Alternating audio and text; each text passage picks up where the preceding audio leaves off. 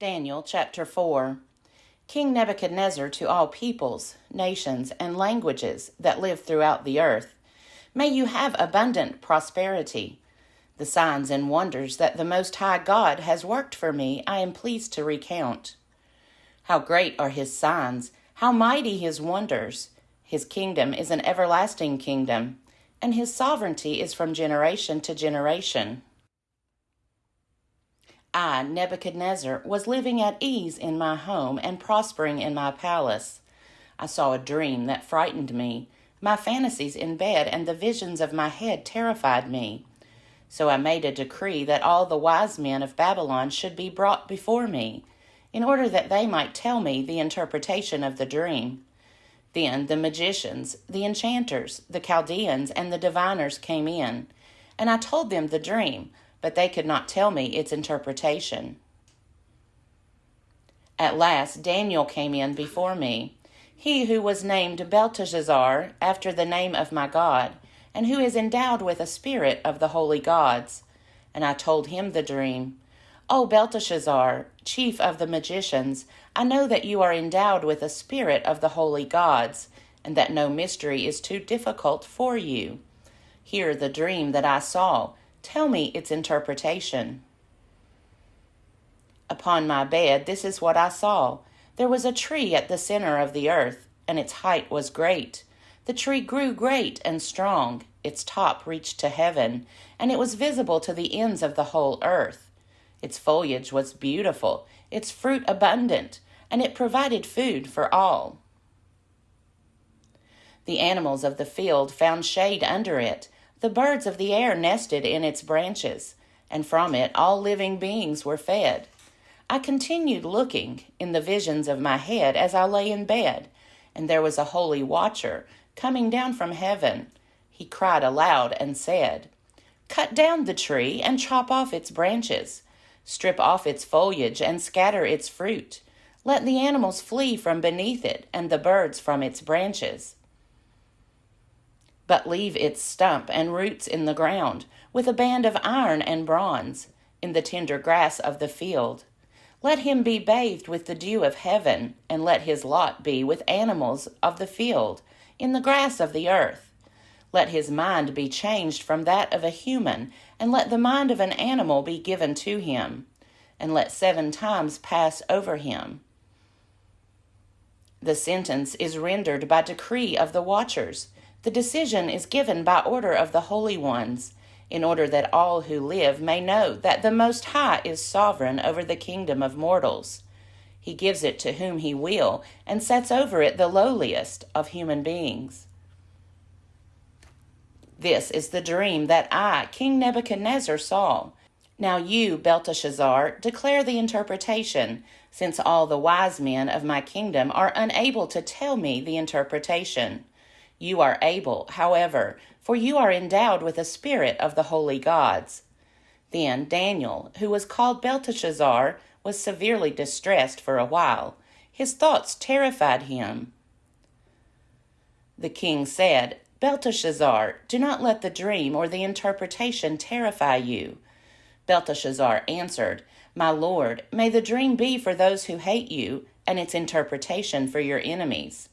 The tree that you saw, which grew great and strong, so that its top reached to heaven and was visible to the end of the whole earth, whose foliage was beautiful and its fruit abundant, and which provided food for all, under which animals of the field lived, and in whose branches the birds of the air had nests. It is you, O king. You have grown great and strong. Your greatness has increased and reaches to heaven, and your sovereignty to the ends of the earth. And whereas the king saw a holy watcher coming down from heaven and saying, 'Cut down the tree and destroy it, but leave its stump and roots in the ground, with a band of iron and bronze, in the grass of the field, and let him be bathed with the dew of heaven, and let his lot be with the animals of the field, until 7 times pass over him.' This is the interpretation, O king, and it is a decree of the Most High that has come upon my lord the king. You shall be driven away from human society, and your dwelling shall be with the wild animals. You shall be made to eat grass like oxen. You shall be bathed with the dew of heaven, and 7 times shall pass over you, until you have learned that the Most High has sovereignty over the kingdom of mortals, and gives it to whom he will. As it was commanded to leave the stump and roots of the tree, your kingdom shall be reestablished for you from the time that you learn that heaven is sovereign. Therefore, O king, may my counsel be acceptable to you. Atone for your sins with righteousness, and your iniquities with mercy to the oppressed, so that your prosperity may be prolonged. All this came upon King Nebuchadnezzar. At the end of 12 months he was walking on the roof of the royal palace of Babylon, and the king said, Is this not magnificent Babylon, which I have built as a royal capital by my mighty power and for my glorious majesty? While the words were still in the king's mouth, a voice came from heaven. O King Nebuchadnezzar, to you it is declared, the kingdom has departed from you. You shall be driven away from human society, and your dwelling shall be with the animals of the field.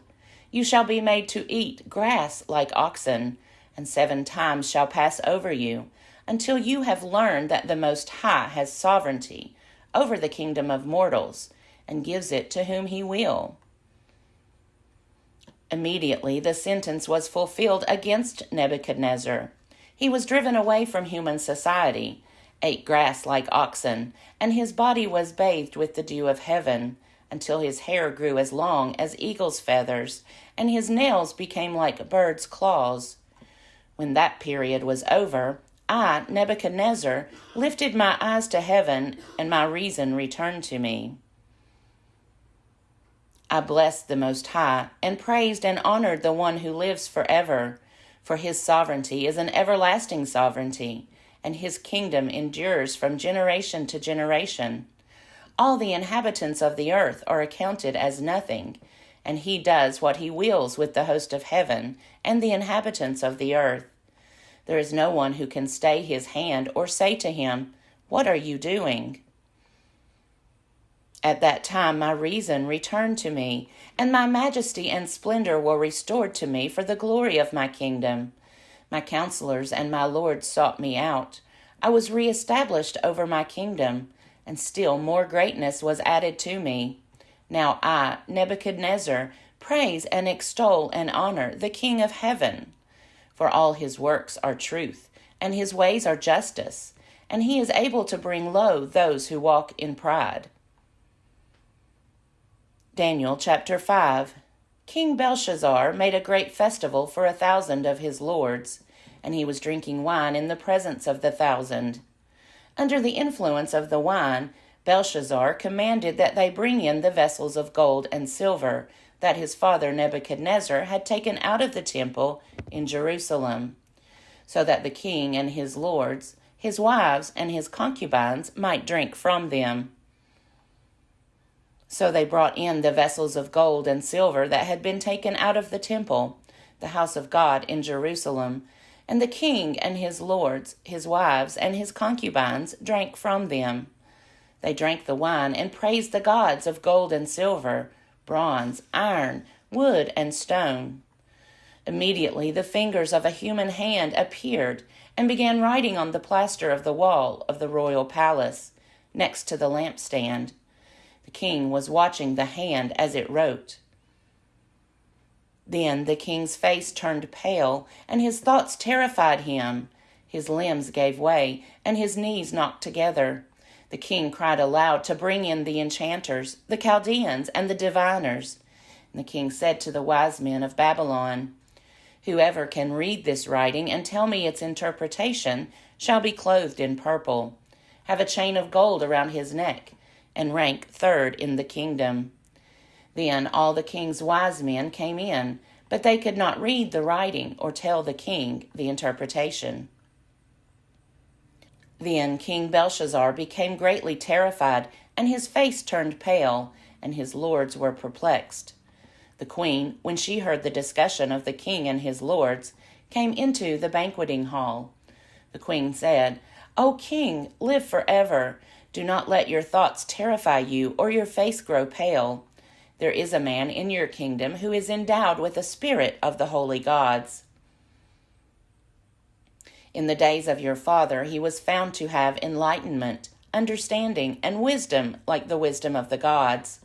Your father, King Nebuchadnezzar, made him chief of the magicians, enchanters, Chaldeans, and diviners, because an excellent spirit, knowledge, and understanding to interpret dreams, explain riddles, and solve problems were found in this Daniel, whom the king named Belteshazzar.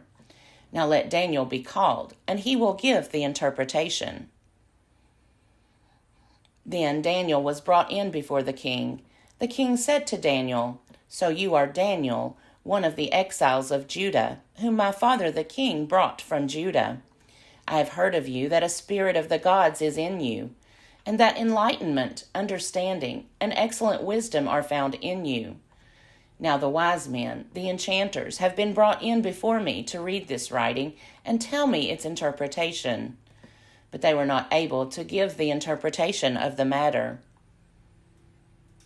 But I have heard that you can give interpretations and solve problems. Now if you are able to read the writing and tell me its interpretation, you shall be clothed in purple, have a chain of gold around your neck, and rank third in the kingdom. Then Daniel answered in the presence of the king, Let your gifts be for yourself, or give your rewards to someone else. Nevertheless, I will read the writing to the king, and let him know the interpretation. O king, the Most High God gave your father Nebuchadnezzar kingship, greatness, glory, and majesty. And because of the greatness that he gave him, all peoples, nations, and languages trembled and feared before him. He killed those he wanted to kill, kept alive those he wanted to keep alive, honored those he wanted to honor, and degraded those he wanted to degrade. But when his heart was lifted up and his spirit was hardened, so that he acted proudly, he was deposed from his kingly throne, and his glory was stripped from him. He was driven from human society, and his mind was made like that of an animal. His dwelling was with the wild asses. He was fed grass like oxen, and his body was bathed with the dew of heaven, until he learned that the Most High God has sovereignty over the kingdom of mortals, and sets over it whomever he will. And you, Belshazzar, his son, have not humbled your heart, even though you knew all this. You have exalted yourself against the Lord of heaven. The vessels of his temple have been brought in before you, and you and your lords, your wives and your concubines have been drinking wine from them. You have praised the gods of silver and gold, of bronze, iron, wood, and stone, which do not see or hear or know, but the God in whose power is your very breath, and to whom belong all your ways, you have not honored. So from his presence the hand was sent, and this writing was inscribed. And this is the writing that was inscribed: Mene, Tekel, and Parsin. This is the interpretation of the matter. Mene, God has numbered the days of your kingdom and brought it to an end. Tekel, you have been weighed on the scales and found wanting. Peres, your kingdom is divided and given to the Medes and Persians. Then Belshazzar gave the command, and Daniel was clothed in purple. A chain of gold was put around his neck, and a proclamation was made concerning him that he should rank third in the kingdom. That very night, Belshazzar, the Chaldean king, was killed, and Darius the Mede received the kingdom, being about 62 years old. Daniel chapter 6. It pleased Darius to set over the kingdom 120 satraps, stationed throughout the whole kingdom, and over them 3 presidents, including Daniel. To these the satraps gave account, so that the king might suffer no loss. Soon Daniel distinguished himself above all the other presidents and satraps, because an excellent spirit was in him, and the king planned to appoint him over the whole kingdom. So the presidents and the satraps tried to find grounds for complaint against Daniel in connection with the kingdom. But they could find no grounds for complaint or any corruption, because he was faithful, and no negligence or corruption could be found in him. The men said, "We shall not find any ground for complaint against this Daniel, unless we find it in connection with the law of his God." So the presidents and satraps conspired and came to the king and said to him, "O King Darius, live forever. All the presidents of the kingdom, the prefects and the satraps, the counselors and the governors are agreed that the king should establish an ordinance and enforce an interdict, that whoever prays to anyone, divine or human, for 30 days, except to you, O king, shall be thrown into a den of lions. Now, O king, establish the interdict and sign the document, so that it cannot be changed, according to the law of the Medes and the Persians, which cannot be revoked." Therefore King Darius signed the document and interdict. Although Daniel knew that the document had been signed, he continued to go to his house, which had windows in its upper room open toward Jerusalem, and to get down on his knees 3 times a day to pray to his God and praise him, just as he had done previously. The conspirators came and found Daniel praying and seeking mercy before his God.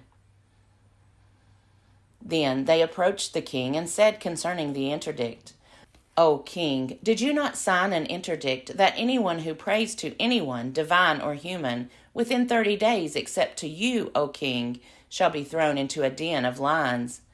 The king answered, "The thing stands fast, according to the law of the Medes and the Persians, which cannot be revoked." Then they responded to the king, "Daniel, one of the exiles from Judah, pays no attention to you, O king, or to the interdict you have signed, but he is saying his prayers 3 times a day." When the king heard the charge, he was very much distressed. He was determined to save Daniel, and until the sun went down, he made every effort to rescue him.